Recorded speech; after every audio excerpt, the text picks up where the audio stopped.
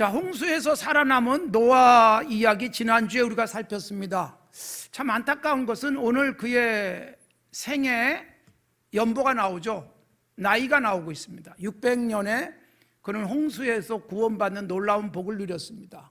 하나님과 동행, 의인, 그리고 완전한 자라고 하는 칭호를 받았던 노아가, 여러분, 홍수가 끝나고 살아남았는데 그 뒤로 무엇을 했는지가 전혀 나오질 않습니다. 딱 한 가지가 기록되어 있죠. 부끄러운 기록이에요. 안타깝기 그지없습니다. 잘 살아가고 완전하다고 여겨졌던 노아가 홍수 후에 300년 이상을 살면서 무엇을 했는지 전혀 기록하고 있지 않습니다. 부끄러운 일, 그것만 남겨주고 있어요. 여러분, 우리가 끊임없이 성숙하고 성장해 가야 합니다. 사람은 20년 정도 지나면 성장이 다 됐다라고 할 수 있어요.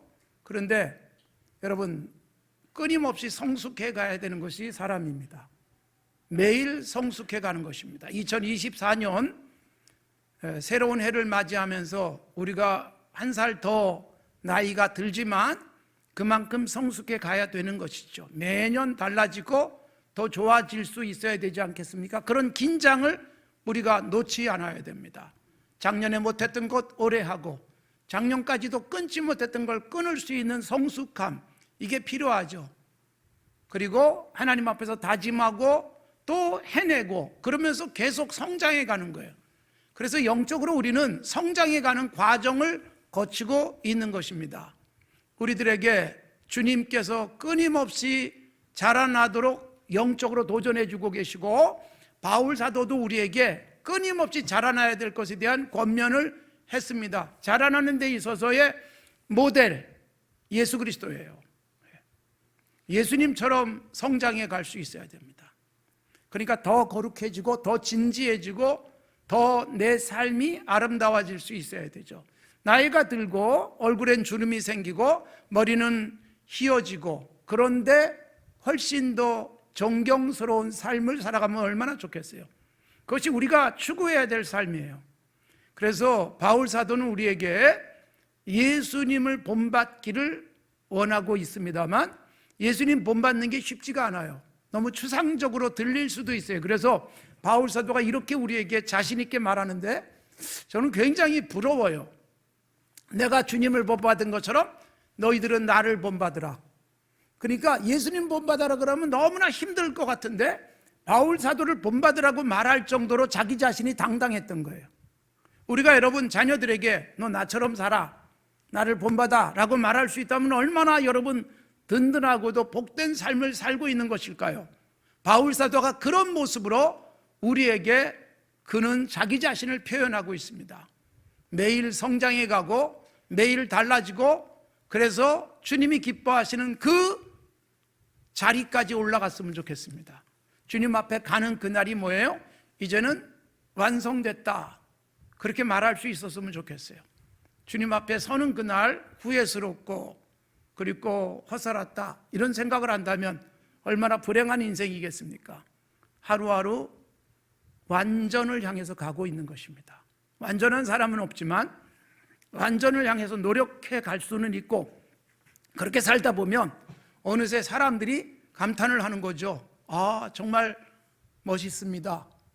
아름답게 늙어가는군요.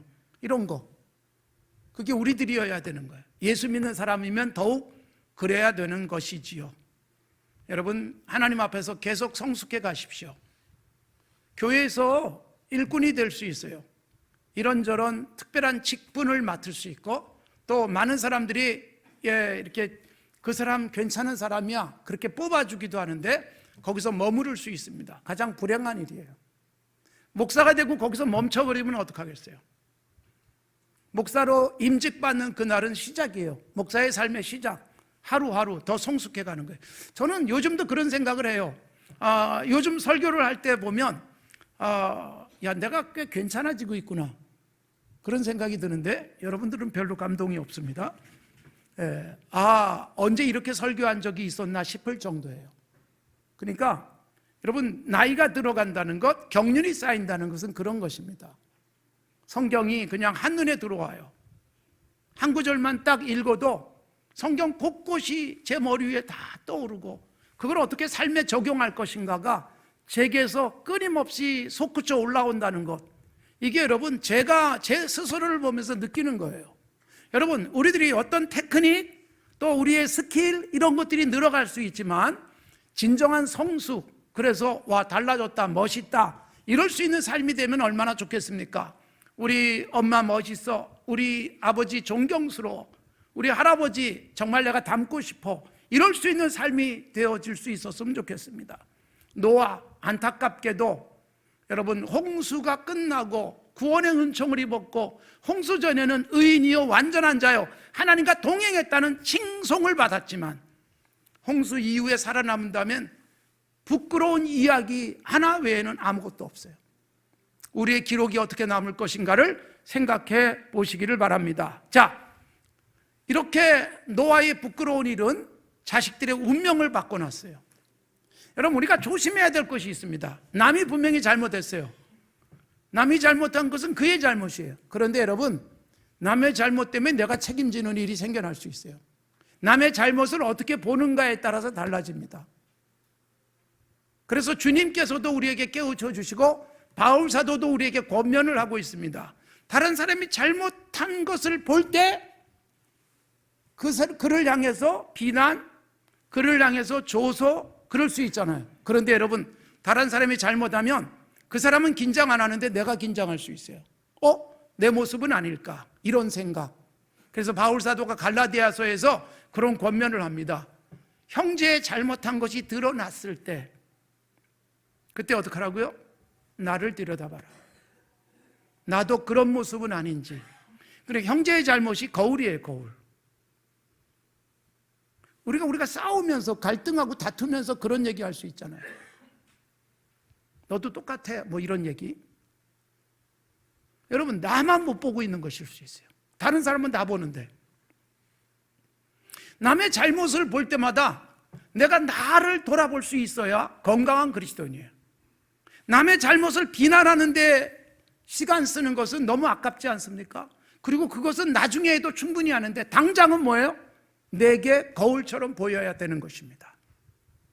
여러분, 대중교통 이용하다가 어떤 사람이 아침에 출근을 하는데 넥타이를 이렇게 이 카라 위에다가 이렇게 묶고 나온 사람이 있어요. 그런 줄 알기는 하겠습니까? 근데 그걸 보면 뭐라고 해야 돼요? 그 사람에게 가서 이렇게 얘기해 주는 것도 괜찮은 일인데 그거 쉽지는 않습니다. 근데 여러분, 제일 먼저 저는 그 모습을 보면 이리로 손이 가요. 나는 괜찮은가? 이게 정상이에요. 아이고, 저 바보 같은 사람. 그러고서 돌아서서 거울 보니까 나도 똑같을 수 있잖아요. 그러니까 우리가 남의 허물을 볼 때, 남의 약점을 볼 때 나도 그렇지 않은가? 나는 더해. 이런 생각이 들으면 우리는 매일매일 성숙해 갈 것입니다. 아버지 노아의 잘못, 여러분, 이것 때문에 함은 자자손손 저주스러운 운명으로 바뀝니다. 아버지의 부끄러운 모습인데 셈과 야벳은 자자손손 복을 받습니다. 얼마나 다릅니까? 남의 잘못이에요. 아버지의 부끄러움이에요. 근데 아버지의 부끄러움이 내게 저주가 된다면 이건 불행하지 않습니까? 아버지의 부끄러움을 여러분 내가 잘 받아서 어떻게 소화하느냐에 따라서 내게 복이 될 수도 있다는 거예요. 셈, 함, 야벳. 아버지가 잘못했는데 함은 저주를 받습니다. 근데 여러분, 함이 그냥 함으로 나오질 않아요. 가나안의 아버지 함, 그렇게 되어 있어요. 가나안의 아버지 함. 왜 그럴까요? 그리고 여러분 뒤에 보면 가나안은 저주를 받아, 그렇게 되어 있어요. 아니, 아버지 잘못 때문에 아들이 저주받으면 되겠어요? 성경은 그걸 부정합니다. 절대로 그럴 수 없다는 거예요. 그런데 여러분, 가장 치명적인 게 뭔지 아세요? 내가 잘못 살아요. 근데 내가 몰라요. 근데 나를 바라보는 아들이 있어요. 딸이 있어요. 여러분, 우리가 부모에게서 말투도 배우고 걸음걸이도 닮아가는 거예요. 밥 먹는 태도도 비슷해져 가요. 그러니까 내가 잘못 사는 것이 자녀들에게 치명적인 약점이 될 수 있어요. 보고 배우는 게 그것이기 때문에. 그러니까 가나안이라고 하는 함의 아들이 저주스러운 삶을 살아요. 그래서 함의 잘못인데 그 아들 후손들이 불행해집니다. 가나안으로 나오잖아요. 우리가 너무 잘 알아요. 가나안, 이스라엘이 정복해야 될 대상이었고, 가나안 사람들, 살아남은 사람들은 여러분 이스라엘 사람들에게서 종이 되어지는데, 이게 여러분 창세기 오늘 9장의 예언대로 그대로 되는 거예요. 자, 남의 잘못인데 누군가에겐 저주, 누군가에겐 복이 되는 거예요. 남의 잘못을 어떻게 내가 소화해내는가는 그래서 중요한 거예요. 우리가 남편, 아내, 부모, 자녀, 형제, 친구, 이웃, 직장에서의 동료, 상사, 아랫사람 어떻게 대하느냐가 중요한 것입니다. 남의 허물에 대해서 어떤 태도를 갖느냐에 따라서 존경스러운 사람이 있고, 남의 허물에 대해서 어떤 태도를 갖느냐에 따라서 그 사람에 대한 좋지 않은 기억만 남을 수도 있습니다. 그래서 오늘 본문 말씀이 이걸 분명하게 보여주고 있습니다. 자, 노아의 허물이 뭐예요? 술을 취했어요. 농사를 지고 열매가 잘 열렸어요. 얼마나 큰 은혜고 복입니까?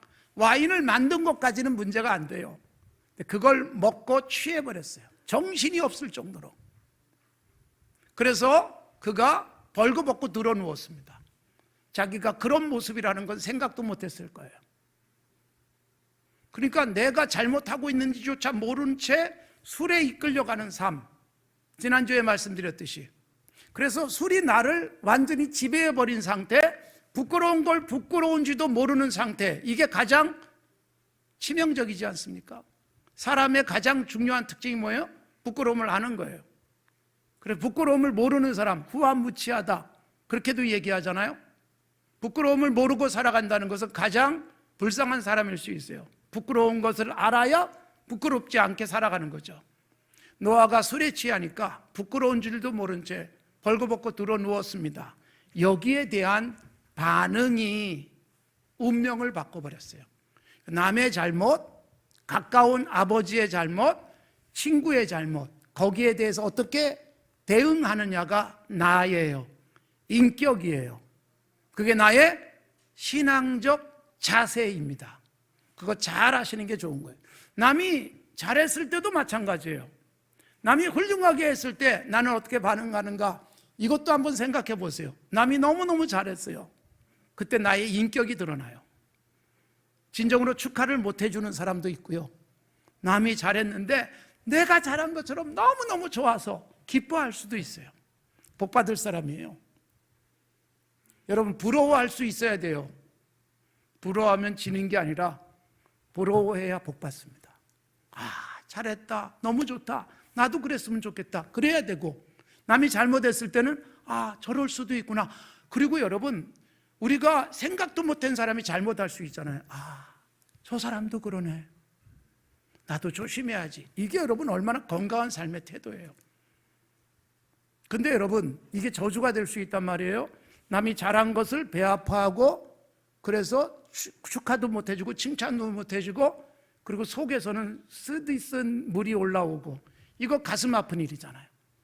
남이 잘못했을 때 조롱과 조소만 하지 나를 돌아보지 못하면 나 역시 병든 사람입니다. 자, 아버지가 벌거벗고 들어누웠어요. 제일 먼저 발견한 사람이 함입니다. 함이에요. 근데 여러분, 함을 가나안의 아버지 함이라고 22절이 기록하고 있다는 것 다시 기억하십시오. 가나안의 아버지 강조되어 있잖아요. 가나안이 함의 후손이다. 그래서 앞으로 성경을 읽어가면서 아, 이거구나, 흐름을 알라는 의미입니다. 내가 잘못한 것이 자녀들에게 어떤 영향을 미치는지를 보여주고 있습니다. 함이 그 아버지의 하체를 보고 밖에 나가서 두 형제에게 알렸다, 그렇게 되어 있어요. 성경은 많은 것들을 생략합니다. 그런데 여러분, 이게 저주가 됐어요. 왜 그럴까요?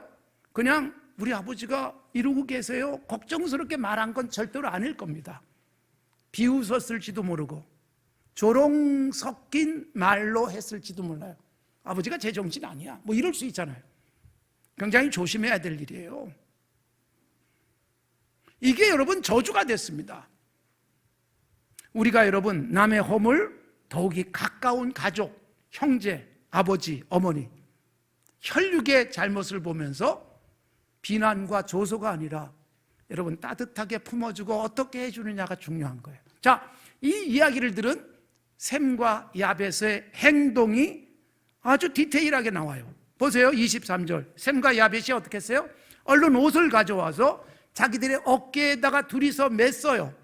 그리고 여러분 아버지를 두고 양쪽에서 아마 뒷걸음을 쳤습니다. 그래가지고 아버지를 잘 덮어드렸습니다. 아버지의 하체를 보지 않았고 얼굴을 돌이켰다. 그래서 보지 않았다. 여러분 굉장히 중요한 태도입니다. 여러분 구약에서 하체를 드러내는 것은 굉장히 부끄러운 일로 되어 있어요. 여러분 아담과 하와가 죄를 짓고 난 다음에 벌거벗음을 부끄러워했잖아요. 죄 있는 인간들은요 자기의 벌거벗은 모습을 드러내는 것은 부끄러워해야 됩니다. 부끄러워하지도 않는다면 굉장히 위험한 사람이죠. 그래서 여러분 출애굽기에서 이 율법에서 제사장들에게 굉장히 주의를 주고 있어요. 요즘도 마찬가지죠. 짧은 치마를 입고 계단을 오를 때는 조심해야 되는 거예요. 사실은 여러분 스스로 조심하는 건 매우 중요합니다. 그게 나의 가치를 드러내는 거예요. 그래서 성경에도 그게 나와요. 제사장들의 옷이 속옷이 발달되지 않았을 때 계단을 오르다가 여러분 속이 들여다 보일 수 있다. 그렇다면 굉장히 부끄러운 일이다. 이걸 율법이 강조하고 있어요. 심지어 여러분 저 뒤에 가서 이스라엘의 멸망 그리고 하나님의 심판을 얘기하는 선지서에도 이런 부분이 나옵니다. 하박국 2장에도 나오는 이야기예요. 그러니까 여러분 벌거벗은 모습을 드러낸 아버지, 그런데 덮어주는 아들들이 있었고 드러내는 아들이 있었다는 거예요. 남의 허물인데 내가 덮어주는가 드러내는가, 이게 얼마나 중요한 태도인가, 나를 분명하게 드러내는 것입니다.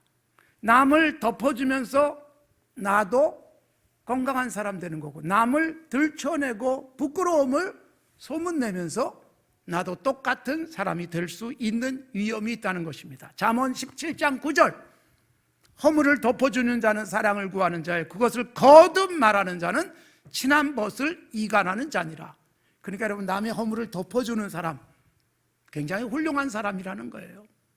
결국 나의 가치를 높이는 거예요. 그런데 남의 허물을 거듭 말하는 사람, 한 번도 아니고 두 번, 세 번 계속 떠들고 다니는 사람 있다는 겁니다. 우리가 이 세상을 살아가면서 어떤 모습으로 살아야 될지를 생각하십시오. 자, 나는 어떤 사람입니까? 덮어주는 사람입니까? 드러내는 사람입니까? 덮어내거나 여러분 드러내는 것 자체를 가지고 성경이 잘못이라고 말하지 않습니다. 어떤 의도로 드러내는가, 어떤 의도로 덮어주는가. 덮어줬는데 죄가 될 수도 있죠. 덮어놓고 덮는 사람이 있어요. 정말 건강한 가치 그리고 모두의 유익을 위해서 덮어주기도 하지만 또 드러냈는데 훌륭한 사람일 수 있잖아요. 우리 사회에서는 내부 고발 뭐 이런 거 있어요. 공익적 제보, 드러내서 사회를 건강하게 만들어야 되겠다. 우리 공동체를 유익하게 만들기 위해서 공적으로 드러내서 공론화해서 바로잡아가기도 하죠. 누구를 비난하는 목적이 아닌 드러내기, 이건 우리들에게 필요한 부분이고 정의의 측면에서 굉장히 유익한 부분입니다. 그래서 이 균형을 잘 잡아야 돼요.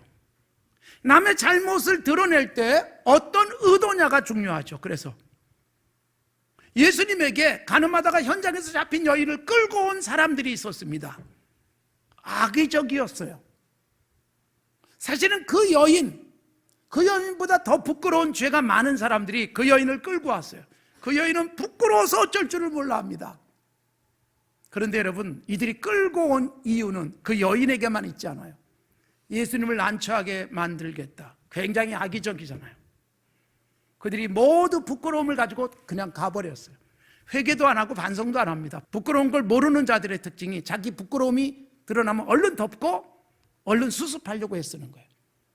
현장을 벗어나는 것으로 해결하려고 합니다. 문제를 해결하지는 않습니다. 그래서 우리들에게 권면해 주고 있어요.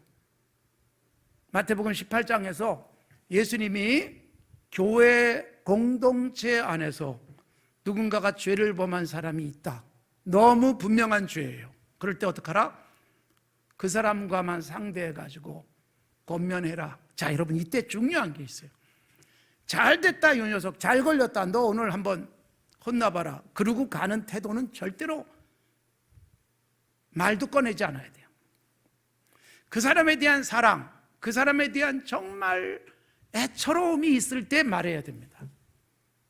잘 걸렸다. 그리고 비난하고 싶은 생각이 있으면 입을 다무십시오.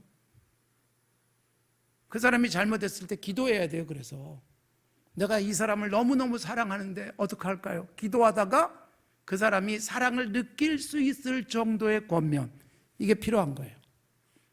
그런데 그렇게 해도 그가 전혀 반성도 안 한다. 그러면 몇 사람과 같이 권면을 해라. 이미 이제 공론화되기 시작하는 거예요. 그래도 반성을 하지 않으면 교회가 전체가 그 사람을 바로잡기 위해서 노력해라. 그래도 해결이 안 되면 출교 처분, 이렇게 예수님이 마태복음 18장에서 말씀하고 있습니다. 그러니까 굉장히 단계적으로 그리고 지혜롭게 처리해야 될 것을 말씀하고 있는 것이고, 그래서 내가 잘못했을 때 누가 정말 따뜻한 사랑을 가지고 권면할 때 어떻게 해야 돼요? 고마워해야죠. 너는 안 그래? 이러고 들이대면 가장 불행한 사람입니다. 예수님이 마태복음 7장에서 이렇게 말씀하셨어요. 산상설교의 마지막 장이죠. 비판을 받지 아니하려거든 비판하지 말아라. 내 형제의 눈 속에서 티를 빼려고 하는데 네 눈에 들보부터 빼라, 이런 말씀이 있어요. 그러니까 우리는 남의 잘못을 볼 때마다 항상 나를 생각해야 돼. 나도 그렇지 않은가?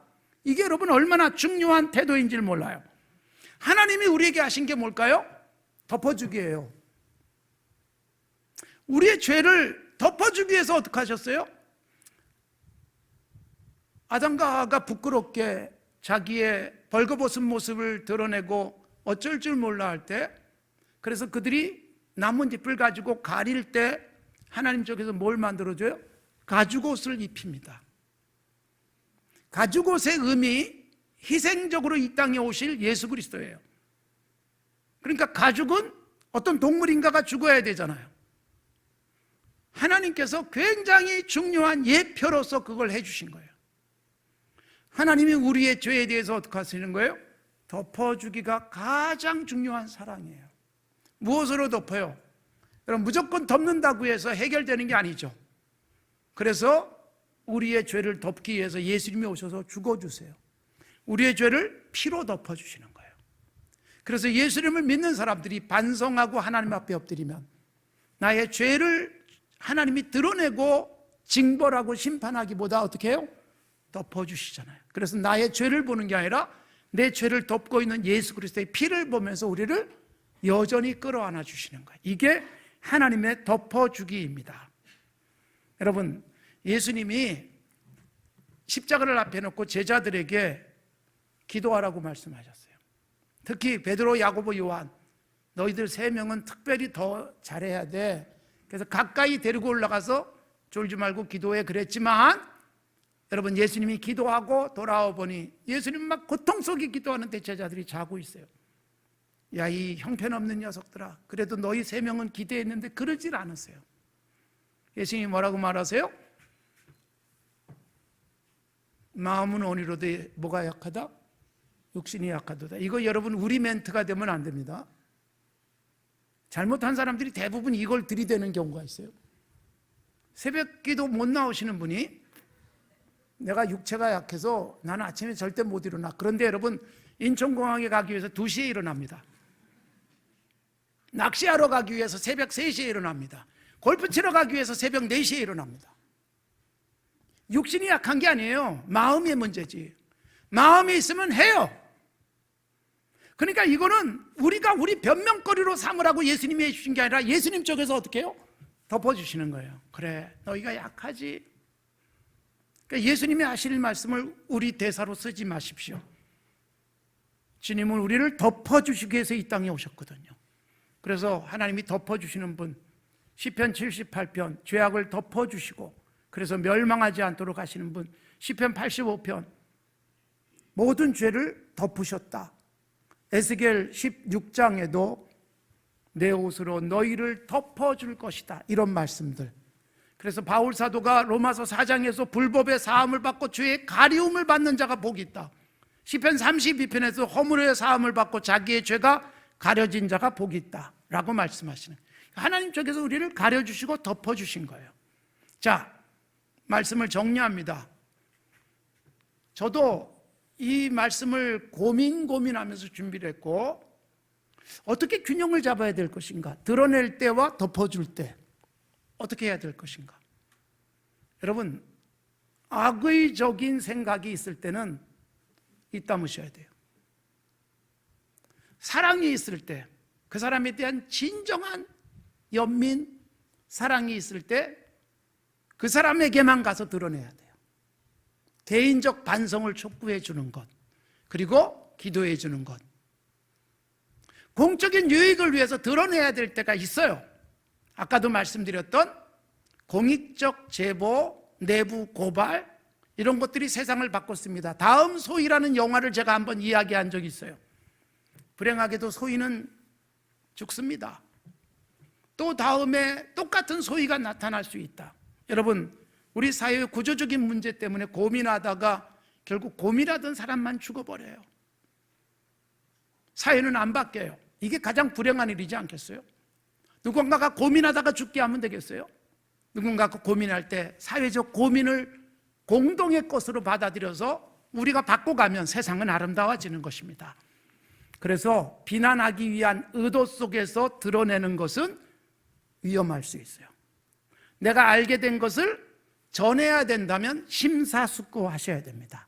잘 걸렸다, 그런 태도는 절대로 아니다 라는 것을 분명히 말씀하고 있습니다. 자, 덮어주는 것, 여러분, 가려주는 것일 수도 있지만 덮어주면 따뜻합니다. 옷을 덮어서 부끄러움을 가려주기도 했지만 따뜻해요. 이 마음이에요. 서로가 그런 마음을 갖는다면, 아내에게 그런 마음을 갖는다면, 남편에게 그런 마음을 갖는다면, 직장에서 서로에게 그런 마음을 갖는다면 세상이 얼마나 따뜻할까요? 그 세상은 추운 겨울에도 따뜻하게 살아갈 방법이 굉장히 많습니다. 아버지의 부끄러움인데 그걸 드러내고 자기가 부끄러워지는 거예요. 아버지의 부끄러움을 잘 덮어주고 복을 받습니다. 그래서 셈과 야벳의 복이 뭐냐 하면은 셈의 하나님이라는 복을 받아요. 그래서 셈족이 이어지는 게 뭐예요? 아브라함, 이삭, 야곱, 그리고 예수 그리스도로. 야벳은 뭐예요?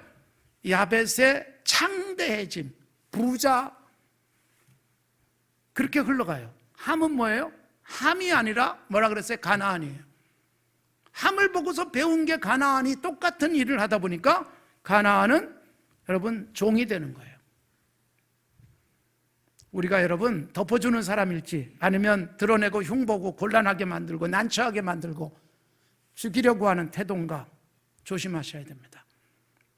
저도 목회자로서 또는 설교자로서 이 설교는 굉장히 고민이 많이 됐고 어떻게 균형을 맞춰야 될 것인가에 대한 생각을 많이 하면서 준비했습니다. 사랑하는 성도 여러분, 조심하십시오. 덮어놓고 덮을 수도 없고 덮어놓고 드러내는 삶도 아닌 건강하게 드러내고 건강하게 덮어주는 태도. 그래서 당신이 날 덮어준 것 때문에 너무 고마웠다고, 그것 때문에 내 인생이 달라졌다고 하는 말을 들을 수도 있고요.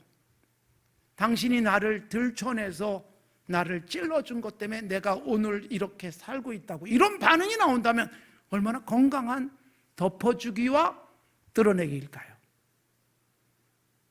그러나 그것이 상처여 아픔이여 갈등만 만들어내는 덮음이나 드러내기가 아니어야 하는 것이죠. 오늘 다시 한번 주님이 우리를 덮으신 것 생각하면서 우리도 어떻게 덮어주고 어떻게 좋은 공동체를 만들기 위해서 드러낼 것인가에 대한 건강한 고민이 우리에게 있기를 바랍니다.